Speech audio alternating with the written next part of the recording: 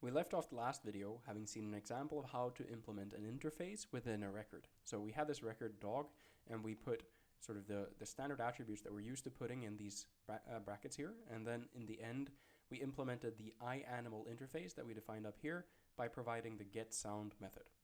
Now, I said we always define these interfaces or the implementations of these interfaces after the curly braces, but I didn't really say anything more about this. Now, this is a more general concept when it comes to record types in F#.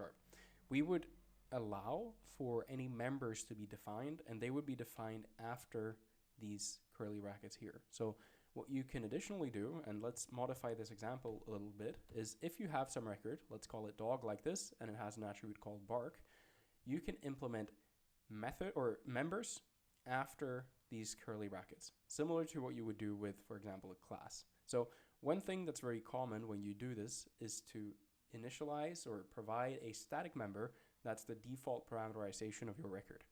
So what that would look like is you would have something like static member here, right? And then we would call this default, like so. And what we will say is that this is going to have a parameterization of bark equals woof, like that. Now, what this will actually give us is a very easy way or a simple way to define a dog without caring too much about what these parameters would be. We just want a standard dog to be able to work with this. And this kind of parameterization allows us to do that very easily. So what we can do is we can say let default dog like this equals dog.default.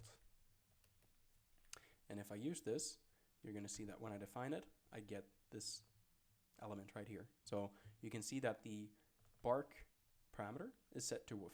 So you can define any members here. They don't necessarily need to be static, but if we're defining a default parameterization, we want it to be static. You can, however, define any members at the end of these records, and it's useful for a number of different circumstances, but probably the most useful one is for this kind of default initialization.